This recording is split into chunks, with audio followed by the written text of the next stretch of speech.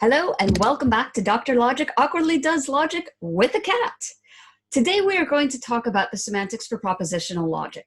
Now, you remember when we introduced the notion of the Stoic lecta or lecton, that our interpretations were truth value assignments. They were simply take all of your basic sentences and then say which ones are true and which ones are false.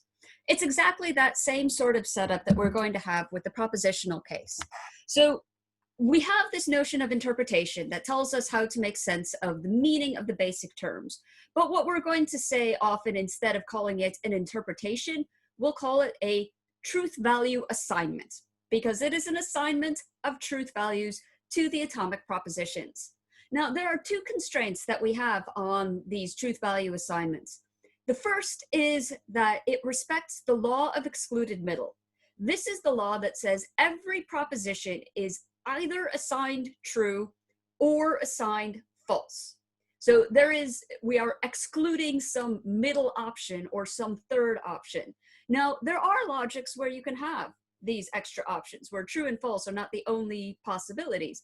But for the purposes of what we're doing here, we are just looking at true and false. The other thing that we are going to have is kind of the dual of this, which is that no proposition is going to be assigned both. And this means that we will be respecting the principle of non-contradiction, which simply says that a sentence and its contradictory pair cannot both be true at the same time, cannot both be false. So the basis for our truth value assignments is a proposition will get at least one truth value. No proposition will get more than one. So this is the foundation that we have. Let me bring up my whiteboard so that we can see what one of these truth value assignments to a set of propositions would look like. So say that we've got the propositions P, Q, and R, some very awkwardly drawn lines.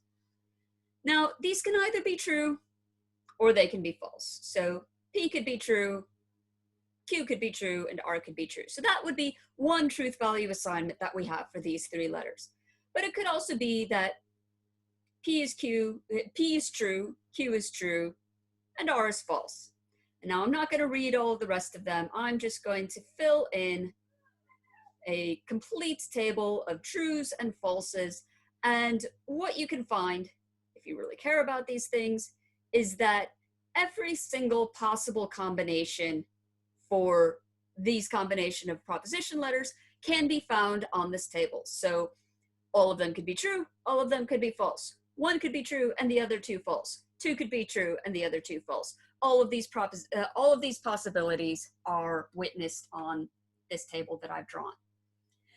But that just tells us about the basic propositions. What we are really interested in is how to use these basic propositions to combine into more complex propositions and then answer the question, what truth value do the more complex propositions get? The cool part about propositional logic is that it is compositional. What I mean by compositional is that the meaning of a complex statement is going to be uniquely determined by the meanings of the parts. So this is why it's important to be able to look at a formula and be able to know what the main connective is, or to know what a subformula is, because we will need to be able to work through each of those steps of the construction of a formula in order to determine what the truth value of the complex is going to be. Now, I'm going to put up another little table. Let's focus just on some proposition P. So if we're just looking at one proposition, because of the law of excluded middle and the principle of non-contradiction, we know that it is not going to be, it will either be true or false, but not both. Now, the question is, given what we know about P, what do we want not P to be? Well, when P is true, not P should be its contradictory. It's the denial of P. So if P is true, not P is going to be false. Then on the other hand, if P is false, well, what should not P be? Again, we need to respect the law of excluded middle and the principle of non-contradiction. So this means that not P has to be true. So there's just a little table that I've drawn you that shows you, given P, if you know what the truth value of P is, you know what the truth value of not P is. But let's generalize this. So this will actually be the case for any complex formula. So phi here could be an atom, or it could be something very complex. What we know is that independent of the form that it has, if it is true and we stick a negation sign on the front, then it becomes false. And if it is false and we stick a negation sign on the front, then it becomes true.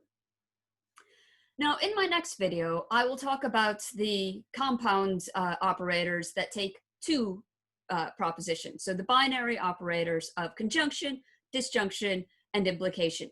In fact, I might do conjunction and disjunction together and then save implication for a video on its own, because that's the one I actually promised you guys this video a while back, where we need to be able to explain why we pick the truth table that we do.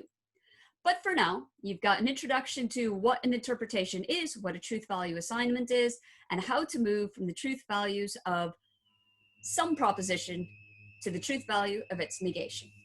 So I hope to see you again next time. Cheers.